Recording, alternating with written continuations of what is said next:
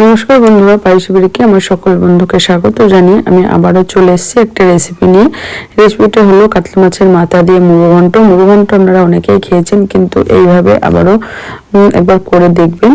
চলুন বন্ধুরা দেখে নিয়ে যাক, আর লাইক দিয়ে ভিডিওটি দেখবেন। যে বন্ধুরা এখনো পর্যন্ত চ্যানেলটাকে সাবস্ক্রাইব করেনি অবশ্যই সাবস্ক্রাইব করে পাশে থাকবেন, আর যে বন্ধুরা অলরেডি সাবস্ক্রাইব করে দিয়েছেন অসংখ্য ধন্যবাদ। এর আগে চলুন বন্ধুরা দেখে নেওয়া যাক আজকে আমি গোবিন্দভোগ চাল দিয়ে কিভাবে কাতলা মাছের মাথা দিয়ে মুড়োঘণ্টটা তৈরি করে। এই দেখুন, কাতলা মাছের মাথা নিয়ে নিয়েছি 2 পিস, আর গোবিন্দভোগ চাল নিয়েছি 1.5 কাপ। এবার লবণ হলুদ মাখিয়ে আমি ভালো করে মাখিয়ে নেব, দিয়ে মাছের মাথাগুলো ভেজে নেব। কড়াই বসিয়ে দিয়েছি, কড়াই গরম হয়ে গেছে, কড়াইয়ের মধ্যে সরিষার তেল দিয়ে দিয়েছি। তেলটা গরম হয়ে গেছে, এইবার আমি কাতলা মাছের মাথাগুলো দিয়ে দেবো। বন্ধুরা, এর আগের ভিডিওতেও আপনারা সার্চ করে দেখতে পারেন, আমি মাছের মাথা দিয়ে মুড়োঘণ্ট করেছি অন্য স্টাইলে। আর আজকে একদম সিম্পল করব, গোবিন্দভোগ চাল দিয়ে অল্প মশলা দিয়ে, দারুণ লাগে খেতে। এটা অন্য স্টাইলে, চলুন দেখে নিয়ে যাক। এই দেখুন, মাছের মাথাগুলো আমি সুন্দর করে ভেজে নিয়েছি। এইবার আমি মাছের মাথাগুলো আমি উঠিয়ে নেব। মাছের মাথাগুলো আমি একে একে সব উঠিয়ে নেব। মাছের মাথাগুলো আমি উঠিয়ে নিয়েছি। এবার এই তেলের মধ্যে আলু, ছোট ছোট করে আলু কেটে দিয়েছি। আপনারা যদি মনে করেন আলু দেবেন না, আলু ছাড়া গোবিন্দভোগ চাল দিয়ে কাতলা মাছের মাথা দিয়ে মুড়োঘণ্টটা তৈরি করতে পারেন, কিন্তু আমি একটা আলু দিয়েছি, ছোট ছোট টুকরো করে কেটে দিয়েছি। আলুগুলো সুন্দর করে ভেজে নিয়েছি লাল লাল করে। আলুগুলো উঠিয়ে নিচ্ছি। এই দেখুন, আলুগুলো উঠিয়ে নিয়েছি। এবার এই তেলের মধ্যে দিয়েছি 1 চামচ ঘি দিয়ে দেব।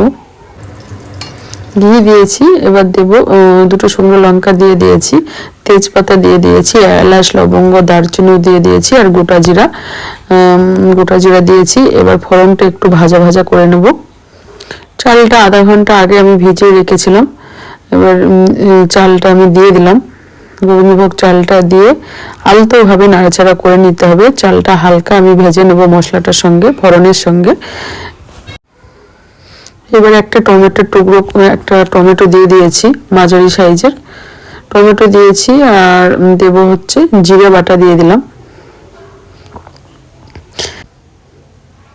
একটু লাল লঙ্কার গুঁড়ো দিলাম, কালারটাও সুন্দর হবে।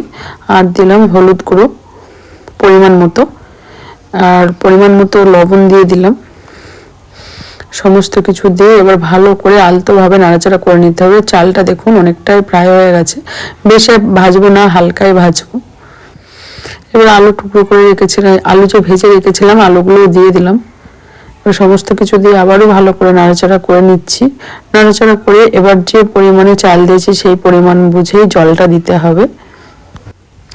এই দেখুন, এই কাপ মেপে জল দেবেন। যে পরিমাণে গোবিন্দভোগ চালটা দেবেন, আতপ চালও করতে পারেন, সেই পরিমাণে আপনারা জল দেবেন। আমি 4 কাপ জল দিয়েছি। আর এবার আমি নাড়াচাড়া করে ঢাকা দিয়ে রেখে দেবো। গ্যাসটা মিডিয়াম ফ্লেমে করে দেবো প্রথমে। আর মাছের মাথাটাও আমি দিয়ে দিলাম। মাছের মাথাটা দিয়ে আমি ঢাকা দিয়ে রেখে দিলাম। ঢাকা দিয়ে গ্যাসটা মিডিয়াম ফ্লেমে করে 5 মিনিট আমি রেখে দেবো। 5 মিনিট পরে আমি চলে এসেছি। এইবার গ্যাসটা একদম লোতে করে দেবো। লোতে করে নাড়াচাড়া করে দেবো। আর কাঁচা লঙ্কাগুলো চিড়ে রেখেছিলাম 2-3টে দিয়ে দিয়েছি। এবার আলতোভাবে আমি চালটা নাড়াচাড়া করে নেব। আর মাছের মাথাগুলো এই দেখুন এমনি ভেঙে গেছে, প্রথমে দিয়ে আমি নাড়াচাড়া না করে ঢাকা দিয়ে রেখে দিয়েছিলাম।